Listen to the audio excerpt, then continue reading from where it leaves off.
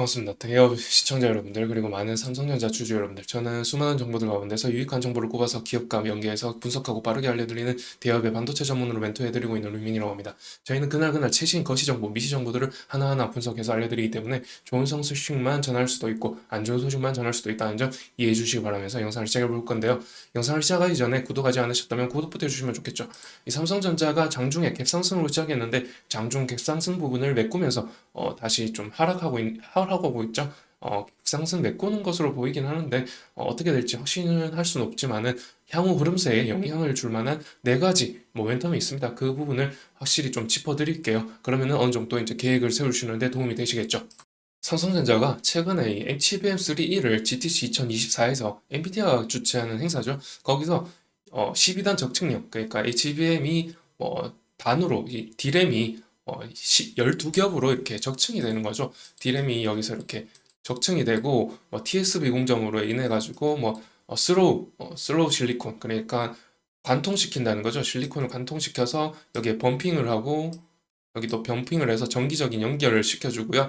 그리고 이렇게 적층을 하다 보면은 사실 이제 뭐라 해야 될까, 그 병목 현상이라고 하잖아요. 병목 현상이 어, 줄어들죠. 이렇게 인풋이 되고 아웃풋이 된다고 했을 때 이렇게 수직으로 적층을 시킨다면은 인풋과 아웃풋이 거의 넓이가 같아진다라고 보시면서 이렇게 병목 현상을 줄일 수가 있는 것이죠.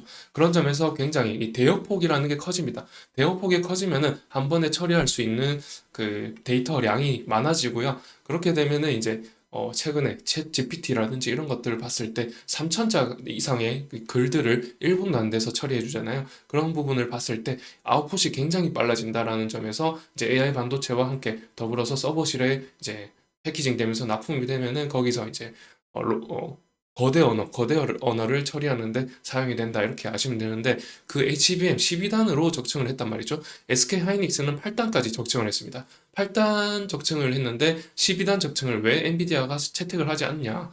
그런 것을 이제 추측밖에 이제 나오지 않는 부분인데, 추측을 해본다면은 삼성의 12단은 성능은 좋은 것은 맞지만은 사실 수율이 10%밖에 되지 않겠다라는 이제 부분을 좀 예측해 볼 수가 있고, 그게 이제 필름을 사용해서 그런데요.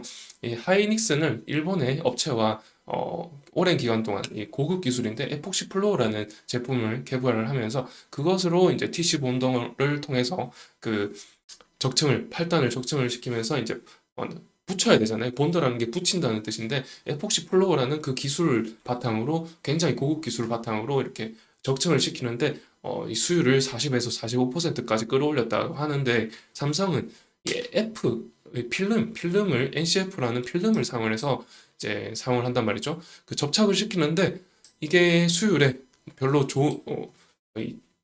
살짝 옛날 기술이란 말이죠. 살짝 옛날 기술이라서 수율이 거의 10%에서 15% 이렇게 나온다고 합니다. 그래서 이제 엔비디아가 수율을 올려달라, 품질을 좀 올려달라, 이렇게 요구하는 것이죠. 그래서 6월에서 9월에 납품을 한다라는 설도 있고, 불량 판정에서 계속 재검증 중이다라는 이제 설이 있습니다. 이 양방향의 설이 이제 대립 중이고, 삼성 측은 묵묵무답이죠. 이 삼성 소부장 업체들이 계속해서 이제 이러한 부분을 이렇게 이제 주가가 상승하지 못하고, 삼성도 이렇게 상승분 모두 반납하고 소부장 업체들도 이렇게 상승하다가 상승분 반납하면서 구름대 하향 돌파하고 장기 평선 하향 돌파하는 모습을 보여주고 있는 이유가 사실 이런 삼성이 이런 묵묵무답으로 일관하고 있는 모습 때문이다라고 이제 말씀을 드리는 거죠. 그래서 이제 가장 필요한 이슈가 바로 삼성 측에서는 이 엔비디아와 공급 계약이 체결되었다는 소식이 가장 큰 상승 모멘텀이 될 것이다, 이렇게 말씀을 드리는 거고요. 그러면 이제 이어서 이 삼성의 주가가 이제 갭상승이 나온 이유를 말씀을 드리면은, 자, 제가 이제 계속해서 이 제 영상에서 말씀을 드리는 지수가 되겠는데, 세미컨덕터 ETF죠. SMH라고 이제 나스닥에 이제 검색을 해보시면 나오는 지수입니다. 여기에는 TSMC, ASML, 엔비디아 이런 이제 유사한 기업 25개 업체가 들어가 있고요.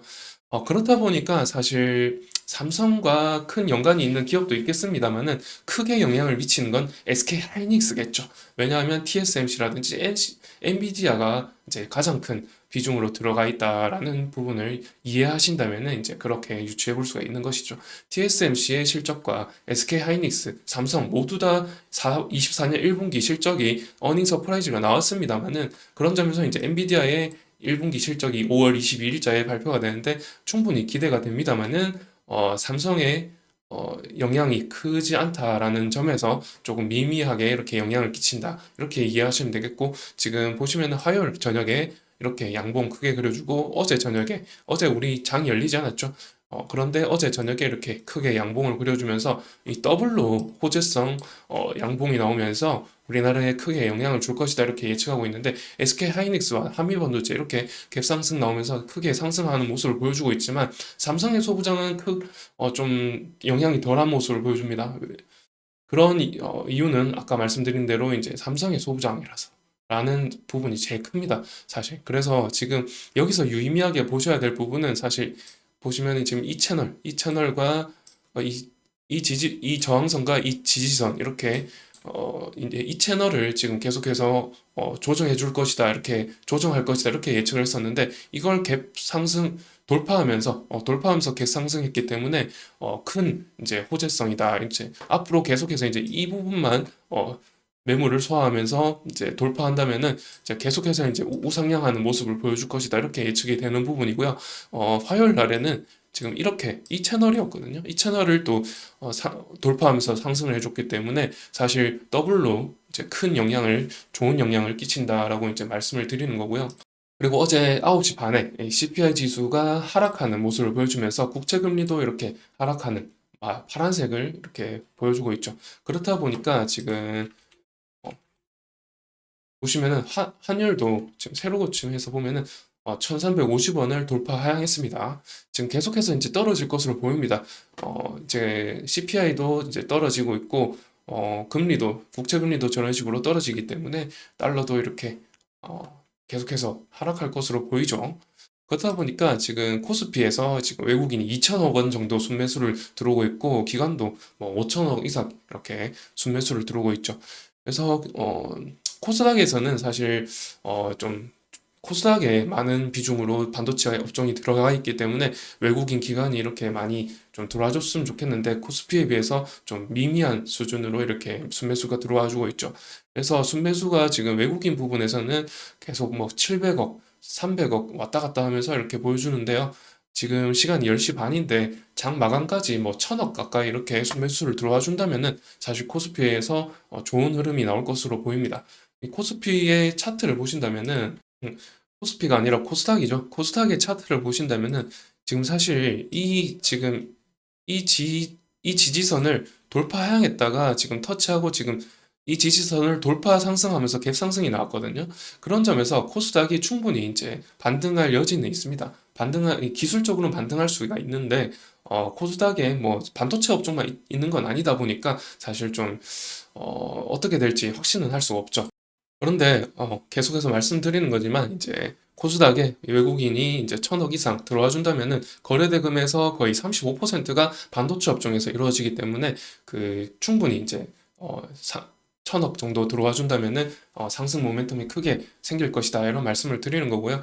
그럼 차트를 보시면서 이제 마무리를 한다면은 지금 삼성전자 차트인데 갭 상승을 많이 했었죠. 보시면은 지금 여기서 마감을 해가지고 78,000원에서 마감을 해서 8만 원까지 이렇게 갭 상승을 했단 말이죠. 그런데도 지금 갭 상승 부분을 메꾸면서 지금 하락하고 있습니다.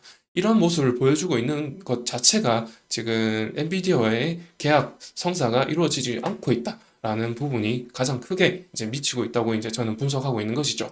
그래서 지금 실적도 잘 나왔고, SMH 지수가 잘 나왔고, 이렇게 흐름이 좋고, 이런 분위기 속에서 가장 큰 상승 모멘텀은 이제 엔비디아와의 계약 성사인데, 그게 3분기에 좀 성사될 것이라는 시각이 있습니다. 2분기에는 12단 적층령, HBM 12단 적층령을 2분기에 양상한다고 하고 있기 때문에 양상을 하게 된다면은 이제 점유율을 조금씩 끌어올리면서 엔비디아가 그것을 계속해서 이제 테스트 해볼 것인데 3분기에는 이제 좀 계약 성사가 되어서 좀 상승으로 이제 반전하는 그런 움직임을 좀 보여줬으면 좋겠죠.